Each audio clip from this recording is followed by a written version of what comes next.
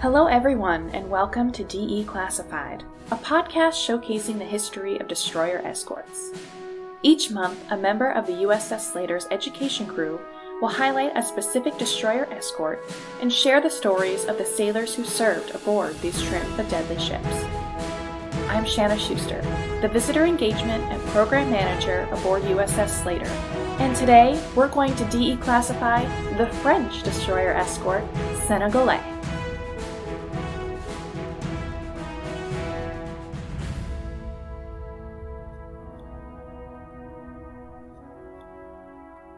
For those who may be unaware, USS SLATER Museum keeps multitudes of artifacts and documents and photos of destroyer escorts in our special collection space. Many of those pictures, kept in binders, can be viewed by request. It is not out of the ordinary then, when we know there is a DE veteran visiting, we will pull the binder of their ship and have it available for them when they arrive. So when Carl Dize came for a visit in the summer of 2015, I made sure to pull his binder, the MENGES, and have it ready for him to look at.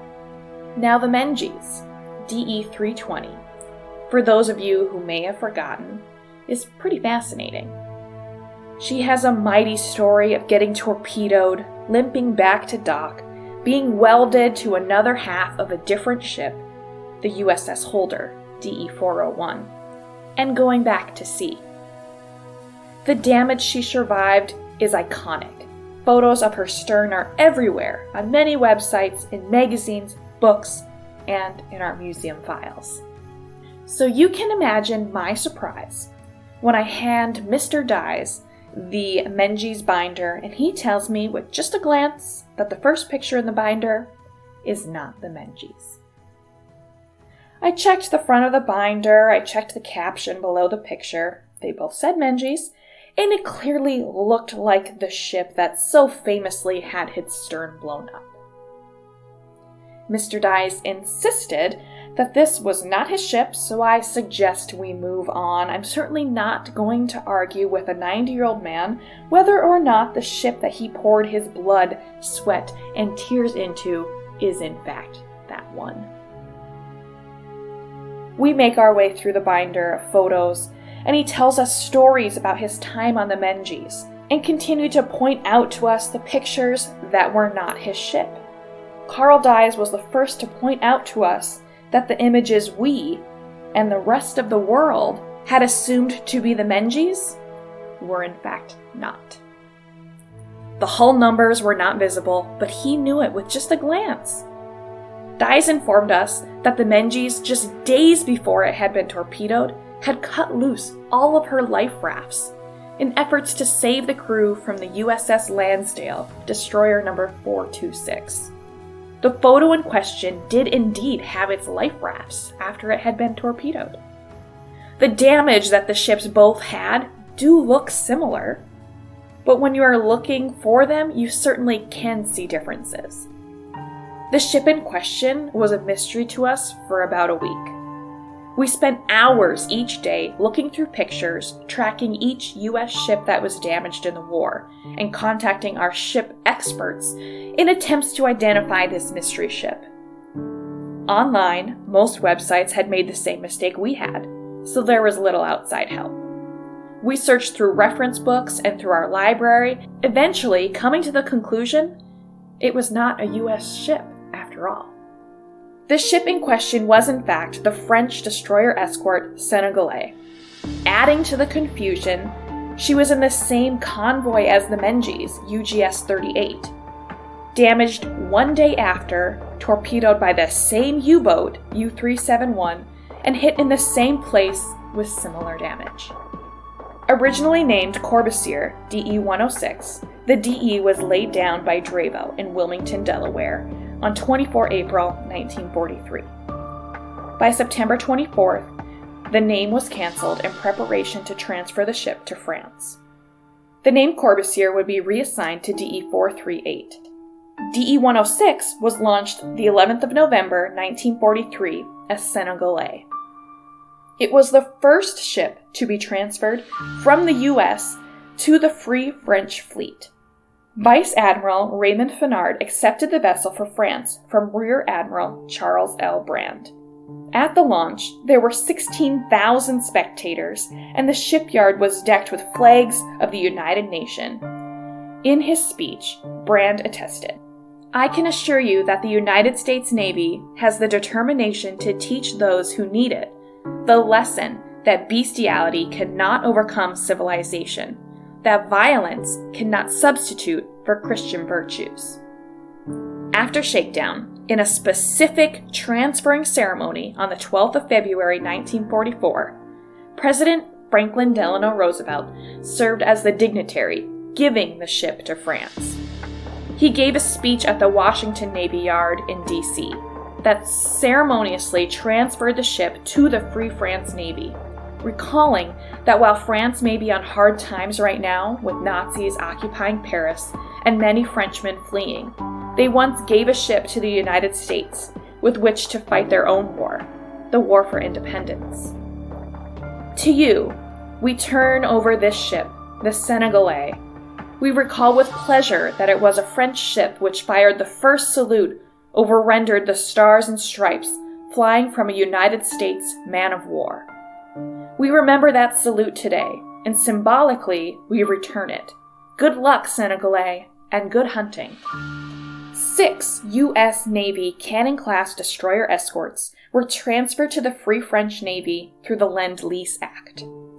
The Lend-Lease Act that gave FDR unlimited authority to direct aid to the war effort in Europe without violating the neutrality of the United States was approved by Congress in 1941. The act would set a precedent that the President of the United States could provide military support to nations threatened by anti-democratic forces. JFK would go on to utilize this in Vietnam, as well as Ronald Reagan in Iraq. The Free French Navy was the government in exile led by Charles de Gaulle after France fell to Nazi forces in 1940.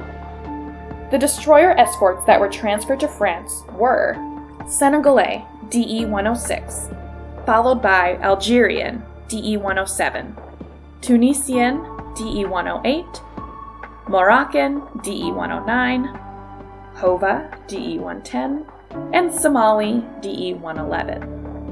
The first captain of the Senegalais was Lieutenant Commander Pierre Ponce.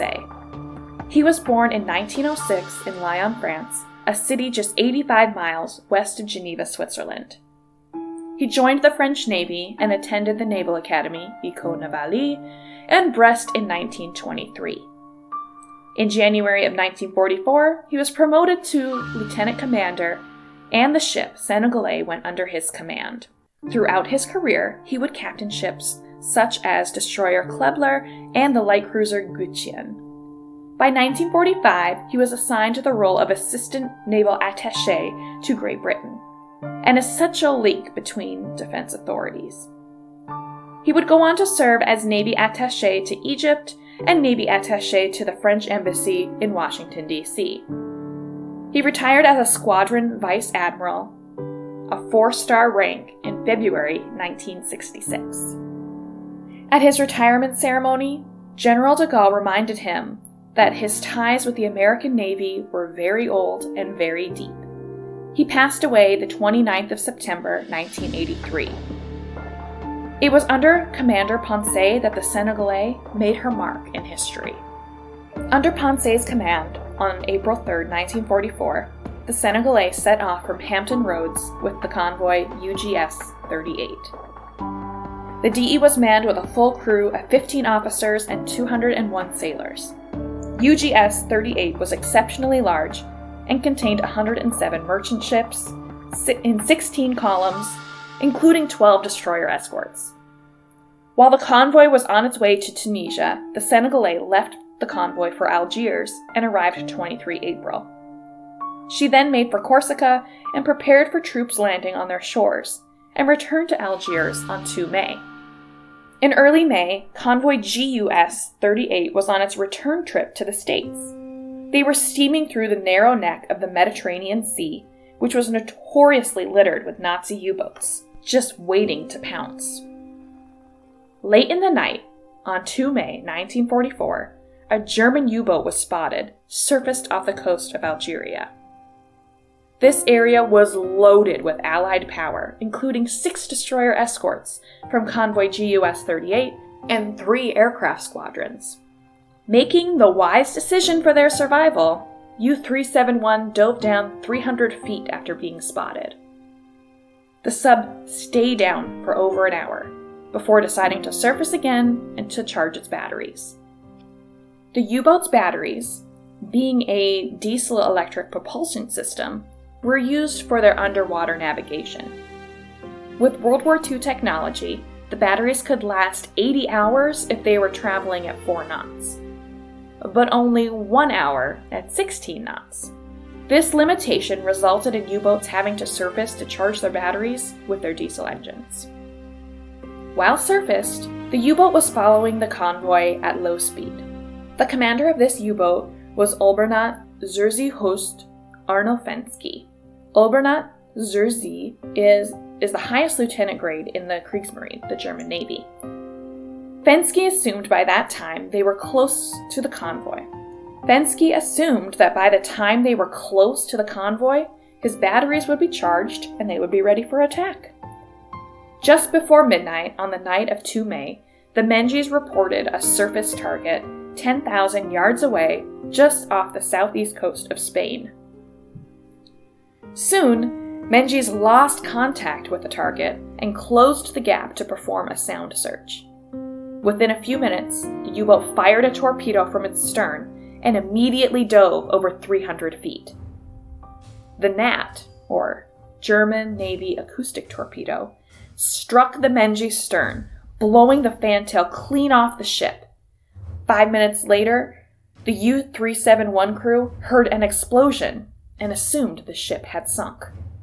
Fortunately for the Allies, only a part of the ship went down. She made it back to dry dock and had her forward half welded to the stern of the holder and went back to work. Shortly after the MENGES was hit, the Senegalais was notified in Algiers to aid in the search for the enemy sub. The USS Pride, DE-323, the Joseph E. Campbell, DE-70, USS Sustain AM-119, and HMS Blakeney, L-30, were soon joined by French ships Alcyon, a destroyer, and Senegalais. Together, they combed the waters in search of the elusive U-371 to avenge MENGES. The ships made wide zigzags in a circle around the MENGES, dropping depth charges at 100-foot intervals. Fensky gave order for the U-boat to return to surface.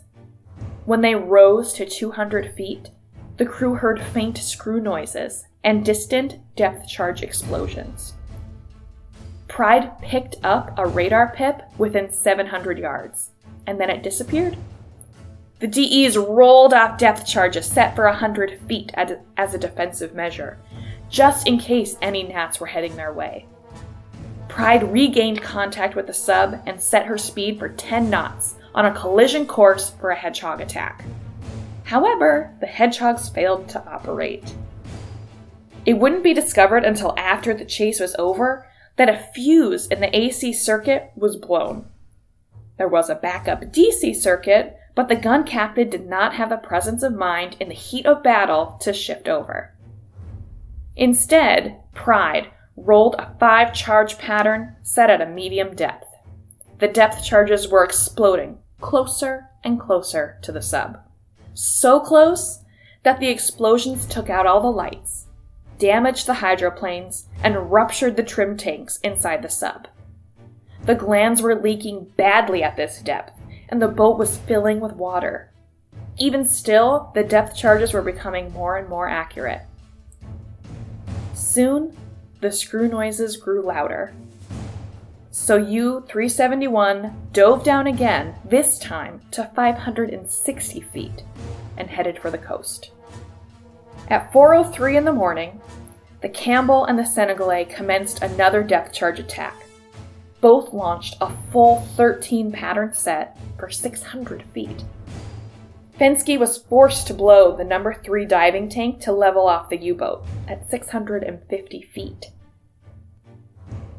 As the attack continued from the ships above, the U-boat's starboard propeller was thrown out of line, causing the starboard motor to run excessively hot.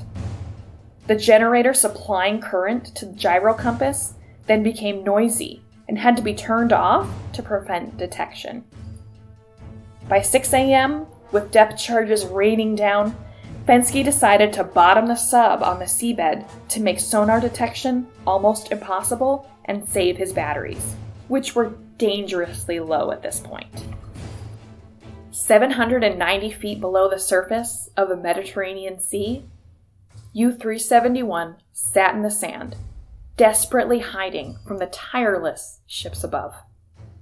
There she sat throughout the day, undisturbed, and hoped that the ensuing ships would give up. The sub-hunters continued to drop depth charges through 7 a.m. At this time, the sub was so close to shore that echoes of the underwater peaks were intermingled with the subs, so sonar detection was pretty much impossible. It was soon apparent that the sub was going to stay there until dark. The Allied ships decided to stop and drift over the vicinity where the U-boat was last heard. The Senegalais was assigned duty of searching close inshore near the point of last contact. Every sailor was on high alert, never knowing for sure when the menace might surface again. Late on the night of 3 May, U-371 heard surface ships in her vicinity, but she was far from fully operational. The emergency lighting was out, 15 tons of water was filling the boat, the air was beginning to stale, the toilets were overflowing because they could not run the expulsion pumps for fear of being detected. Some crew members were experiencing claustrophobia, not to mention the looming death that was awaiting them from above. Captain Fensky decides that their only chance of survival was to surface and escape on diesel engines under the cover of darkness. The submarine crew attempted to blow their tanks, but 88 pounds of pressure did not budge the heavier-than-normal U-boat. The Pride, at this time, heard a throb and clicking sound. They attempted to fire their hedgehogs again, but to no avail. They still didn't fire. The U-boat, in attempting this escape, only accomplished getting the attention of the surface ships, and additional depth charges being dropped from Senegalais and her friends. By nightfall, the crews of the surface ships were fatigued and filled with anxiety. They had been at general quarters for 9 hours, at a constant high alert. However, they saw what happened to the MENGES, and they were not about to let it happen again. In their last-ditch effort, the entire U-371 crew was ordered aft, and the electric motors were run full speed ahead, but the sub did not budge. So the crew was ordered forward, and the motor set astern full. The crew repeated this several times, running back and forth, attempting to rock the sub free like one would a car stuck in the mud. Finally, the sub freed itself from the seafloor and began to rise to the surface. As she surfaced, she made her getaway toward open waters. A sigh of relief came from the sub when they did not see another vessel for 15 minutes. However, at 1:20 in the morning, Senegalais had made radar contact with the surface sub 2 miles off her stern. The crew could make out the silhouette of a U-boat and began a barrage of heavy gunfire. Campbell and Pride closed in at flank speeds as they attempted to block the sub's escape routes to the north. Blanky and Sustain blocked all routes to the west. The Senegalais pounded the sub with relentless fire from her 3-inch and 40mm guns. It was only a matter of time before the U-boat was cornered. Many of the U-boat's crew began to jump overboard, but Commander Fensky still had a plan. Fensky ordered the remaining crew to fire their torpedoes and jump overboard. 2 officers would remain on board the submarine to flood tanks 1, 3, and 5 and send the sub to the bottom of the Mediterranean. It looked as if U-371 had met its match, and Senegalais would be celebrating her first submarine kill, but sadly, that celebration was not to be. At 2 a.m. on the 4th of May, 1944, Senegalais was struck in her stern by a gnat fired by U-371 at a depth of 8 feet from a distance of 2 miles. The blast severely damaged her fantail, but she remained afloat. Both propellers were lost, with steering gear and rudders. Many 3-inch shells were broken open and scattered about the deck. One depth charge was thrown from the track, hit the stack, and landed on the superstructure deck. Several depth charges were blown overboard and exploded. Luckily, they were far enough from the ship to do any further damage. Flooding was not an immediate danger to the Senegalais because damage was localized to the very aft end of the ship. The watertight doors leading into C-203L, the crew's aft berthing compartment, were still in good condition, so the crew used bedding and lumber to plug the holes that leaked water inside. 2 portable submersible electric pumps were used to limit the amount of water to a height of only a few inches inside the compartment. No circuit breakers were blown, lighting, power distribution was normal, the sound gear, radio, radar, gyro compass, and communication equipment all worked fine. She lay dead in the water for an hour, waiting for a tow to shore for further inspection. Still, she proved more durable than her enemy. The U-boat chase lasted more than 30 hours, and the crews involved were at the brink of exhaustion. The Senegalais lost 14 men, many on the ship in the explosion, and a few who died in the hospital in Algiers the next day. By 2:20, the members of the hunter-killer group, including the damaged Senegalais, found men in the water. They were members of the German U-boat's crew. They picked up 44 men and 7 officers. This was the entire crew, excluding the 2 officers in charge of blowing the tanks. They went down with the sub. The prisoners were transported to the Campbell as prisoners of war and taken to Algiers for interrogation. It was during these interrogations that the U.S. Navy officials realized the importance of the prisoners they had captured.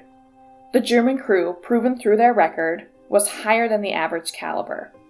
U-371 sunk 11 ships and caused damage to 8 more, from July 1941 to May 1944. The commander, Oberleutnant Seehorst Arnolfensky, was pleasant and rated as one of the better U-boat commanders by interrogators. Fensky was held as a POW by the United States for 2 years. He was released from captivity on the 4th of May, 1946, after the conclusion of the war. He would go back to Germany and live there until he died in 1965 in Hamburg. Meanwhile, the Alcyon towed the Senegalais to Algeria. After further inspection, she was towed to Oran by tugs USS Narragansett and HMS Hengist to dry dock on the 14th of June. There, what remained of the stern was cut and reinforced. A provisional rudder was installed by French shipyard workers. On August 2nd, Senegalais departed under the tow of Abneki for Charleston, South Carolina, where a brand new stern awaited. The repairs for the ship were quite a logistical nightmare. On the 19th of August, 1944, the Senegalais reported to the ammunition depot in Charleston to remove all the ammo from the ship before going into the Navy Yard. There was a new stern constructed for the project, but the stern was built as a rudder row class, whereas Senegalais was built as a cannon class. An article from the Charleston newspaper, the Evening Independent, stated that the engineers worked out the intricate details of how to fit the 2 halves together when the forward half arrived. They had to consider dilemmas like lining up the bulkheads while still being able to utilize hatch openings and framing and vent duct openings. The estimated cost for repairs was set at $300,000, including the repairs and alterations for the hull and the machinery. This time in the shipyard proved to be a convenient time for the French to request for some upgraded equipment that was not available when the ship was built. Their requests for new machinery included the SA-2 radar with BL and BM identification, TCS radio emergency equipment, and a bathythermograph, all of which were approved. The U.S. Navy also replaced one 3-inch 50 caliber gun, 2 depth charge racks, and 2 20mm guns that were lost in action. The 4 40mm single assembly guns were not approved. It was explained that the guns could not be replaced until the 40mm guns that were removed in Iran were returned to the United States. The French Navy also asked for a coating to be painted over the wine hold to keep the wine from going sour. Wine, being extremely important to the French sailors, was given its own hold on the made-for-France Senegalais. The hold was located in the First Lieutenant Store's A310 AC. With tricolor flying and her stack bearing the emblem designated a submarine sunk, the new stern was launched and both halves floated into a big dry dock and welded together. The Evening Independent would go on to say, by November 1944, just 6 months after being torpedoed, she served a brief stint at the training center in Portland, Maine, and was operational again. She departed from the U.S. as part of UGS 61 that comprised of 82 merchant ships and 11 escort ships. They arrived in Gibraltar on 6 December 1944. She would soon return to France in 1945. Senegalais departed Toulon, France, en route for Indochina, or Vietnam, and arrived in Saigon on the 31st of October 1945. Originally, Senegalais was supposed to be involved in the war against Japan after the war in Europe was over, but the French involvement quickly veered focus away from Japan and over to Vietnam. On 11 November 1945, Senegalais arrived in Ha Long Bay to support troops that invaded via land. On the 14th of November, she was involved in a battle at Shak Pak Wan. The DE assisted in sinking several ships, killing 15 sailors and leading to the capture of 26 Viet Minh soldiers. From 16 January to 2 February 1946, she was in Cam Ranh Bay, a deep water bay on the southeast coast of Vietnam, along the South China Sea, serving on a surveillance mission. On the 6th of March 1946, a French armada of 35 ships, including Senegalais, and 21,000 men, attempted to invade Haiphong Tonkin, but their landing was stopped by Chinese soldiers. The Chinese urged France and Vietnam to come to an agreement. That afternoon, Ho Chi Minh and Dinh Thanh signed a provisional agreement. The Republic of Vietnam was a free state within the French Union. The agreement stated that 25,000 French troops would be stationed in Tonkin for the next 5 years. Ho Chi Minh then traveled to France where he continued negotiations for independence. While he was away, many members of the communist-led Viet Minh were not happy with the results of the treaty. They were determined to get complete independence from France and have their government set up in any way they choose. By June, the two countries were at war once more. This war would continue until 1954, when Vietnam would eventually secede. The country would be split into North and South. France was forced to leave, and Vietnam, Laos, and Cambodia would gain their independence. Because North Vietnam was a communist government, the U.S. took a firm stand on not letting the two halves of the country unite into one government by refusing to sign the Geneva Accords. Eventually, this contact would lead to the U.S. and Vietnam War through April 1975. By April 1946, 3 of the 6 Cannon-class destroyer escorts that were built by the United States were placed into reserve, Senegalais with Algeron and Somali. In June 1947, Etienne Schlumberger took command of Senegalais. Born the 20th of March 1915 in Paris, Etienne was a legend in the making. In 1936, he was admitted to École Polytechnique, one of the most prestigious engineering schools in Paris. After graduation, he worked at the arsenal in Cherbourg, repairing submarines.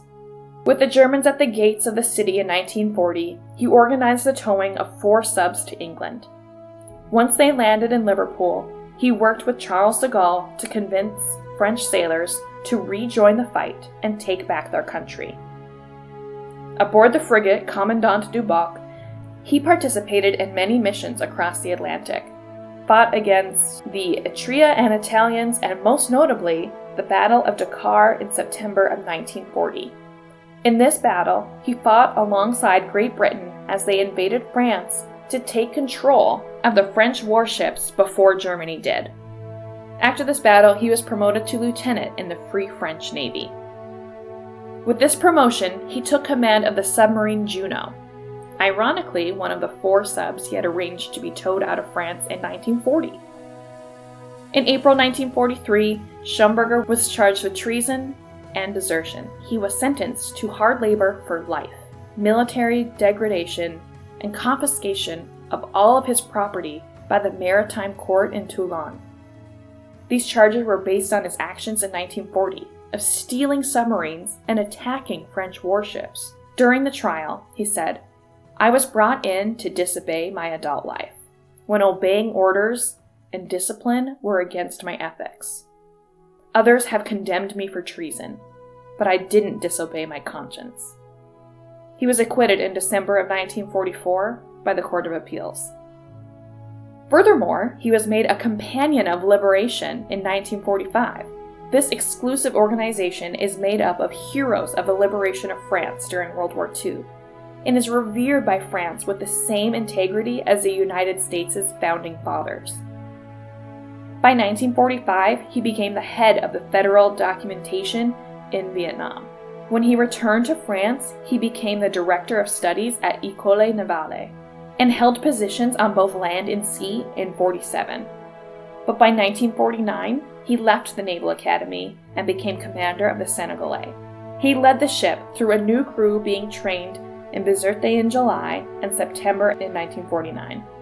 By October, they had joined GASM, Anti-Submarine Action Group, that searched for submarines in the Mediterranean Sea. By April 21, 1952, the Senegalais was reclassified as a frigate, and the ship was no longer under Lend-Lease to France.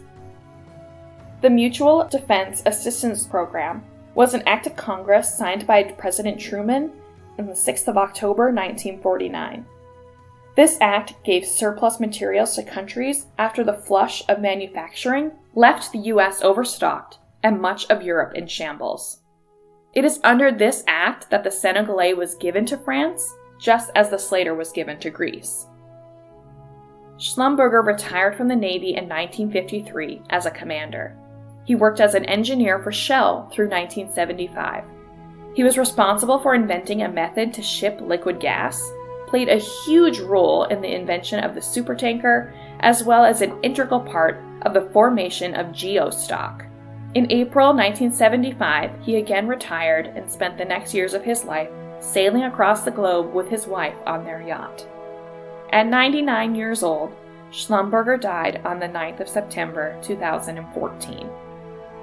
In September 1953, Senegalais sailed with the aircraft carrier Aero Menchis to Saigon. She took part in missions along with that ship until 1 March 1954, after which she returned to Toulon. The Algerian War for Independence began on the 1st of November 1954. Senegalais was sent there on 5 different occasions from December to November 1955. The Navy's role in this war was to cut off Algerian nationalists from the outside support. They did this with a strict coastal blockade and maritime surveillance in the Mediterranean. Warships sealed routes to which weapons and trained guerrilla fighters from Tunisia and Morocco were being shipped. Algeria would go on to win their independence, but France retained the right to have military bases in Algeria. In the spring of 1956, Senegalais joined other anti-submarine action group that made 3 more trips to Algeria through 1957, before she was placed back into reserves and disarmed. The Senegalais was rearmed and renamed Ypres in 1963. Ypres is a river in France and Belgium that flows through the historic battlefields from World War I, Flanders Fields. Traveling with students from École Navale, the Ypres sailed from Brest to Spain and back again. They did this to teach students hands-on skills before they were placed into the crews of active naval ships. The ships then returned to the U.S. Navy and sold to Walter Richburg in Hamburg, Germany, and scrapped in 1965. The Senegalais should be remembered as a hunter, a fighter, and a symbol of friendship. Her perseverance, nationalism, and dedication in a war were no match to her Nazi counterparts. She may have been wounded, she may have needed repairs, but she did not stay down. Like any hero, she rose to the occasion once again. She fostered learning, camaraderie, and the strength of many sailors. She truly was trim but deadly.